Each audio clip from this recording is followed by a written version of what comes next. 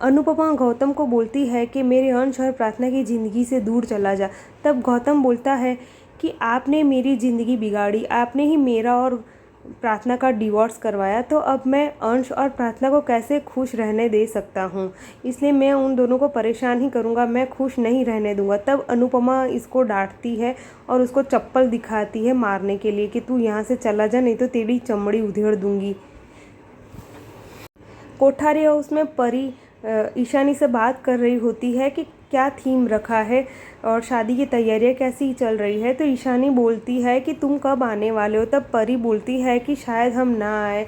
और तभी ख्याति आ जाती है और उसका फ़ोन लेके फेंक देती है और बोलती है कि कोई भी बहू इस शादी में नहीं जाएगी और वहाँ बात करने की भी ज़रूर नहीं है शाह हाउस में किसी से। तो वह इतने में पराग आ जाता है और ख्याति सब कपड़े वपड़े सब बिखेरने लगती है, सब चीज़ें इधर उधर डालने लगती है और बोलती है कि मैं बहुत दुखी हूँ क्योंकि अनुपमा मेरे बेटे की हत्यारन है। तब तब पराग बोलता है कि तुम्हें सिर्फ अपने बेटे की खुशी दिखाई देती, अपना मरा हुआ बेटा दिखाई देता है, पर अपनी जिंदा बेटी क्यों दिखाई नहीं देती। इसलिए क्योंकि प्रार्थना तुम्हारी सगी बेटी नहीं पर सौतेली बेटी है। तो ख्याति बोलती है कि मैंने उसे मेरी सगी बेटी से भी ज़्यादा प्यार दिया, पर प्रार्थना ने मुझे कभी माँ नहीं माना क्योंकि उसने उसका दर्द अनुपमा को बताया, उसने मुझे नहीं बताया।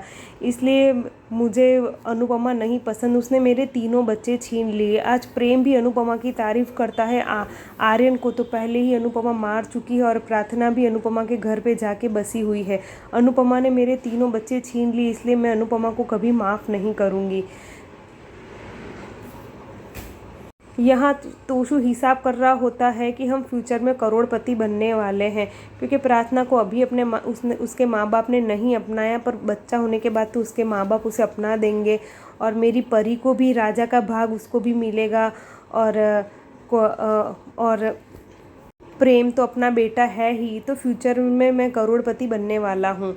तब पाखी बोलती है कि ये तो 20-25 साल के बाद की बात है, तब तक तो हम बूढ़े हो जाएंगे, मैं तो अभी ताल से ताल जीतूंगी और 10 लाख की मालकिन बन जाऊंगी।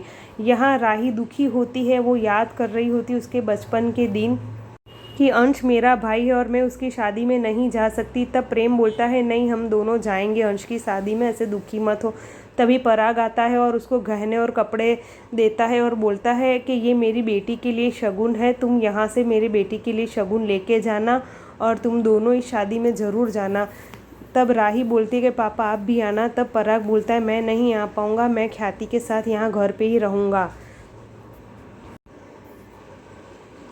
यहाँ हम देखते हैं कि अनुपमा घर की पूजा कर रही होती है और तभी घर से बाहर निकली हुई होती है, उसके हाथ से थाली गिर रही होती है। तभी कोई थाली आके पकड़ लेता है और अनुपमा सॉरी सॉरी बोलती है और देखती है तो सामने होती है राही। तो अब अनुपमा और राही के बीच क्या फिर से होगा झगड़ा, जानने के लिए बने रहिए और हमारे चैनल को फॉलो करना ना भूलें। और एपिसोड यहीं ख़त्म हो जाता है और प्रोमो में हमको दिखाया जाता है कि परी राही शादी में आती है और उनको देख के अनुपमा बहुत खुश हो जाती है। अनुपमा जैसे ही अपने जमाई की आरती करने के लिए थाली लेके जाती है, तभी राही बोलती है कि हम यहाँ सिर्फ अंश के लिए आए हैं, किसी और के लिए नहीं। ऐसे वो अनुपमा का अपमान करती है। यहाँ पाखी राही को चढ़ा रही होती है कि ये देखो, ये जसमीत और भारती तो अनुपमा की रियल बेटी हो वैसा बिहेव कर रही है, दोनों को इतना घमंड है कि मत पूछो। तो वहीं राही बोलती है इनका घमंड तो मैं उतारूंगी। अब यही डांस कंपटीशन करते हैं, कौन अच्छे से डांस करता है और दिखाते हैं दुनिया वालों को। तभी जसमीत बोलती है दुनिया वालों से मतलब हम ही है ना। तो तब राही बोलती है हाँ ठीक है। तो बोलते ठीक है, तो फिर देखते हैं कौन कैसा डांस करता है और कौन किसको हराता है।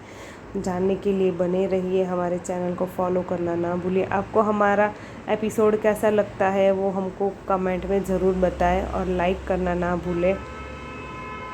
यहाँ प्रार्थना भी सबको देख के खुश हो जाती है कि मेरी तीनों नंदे आ गई हैं, अब शादी में मज़ा आएगा। और अनुपमा भी खुश हो जाती है।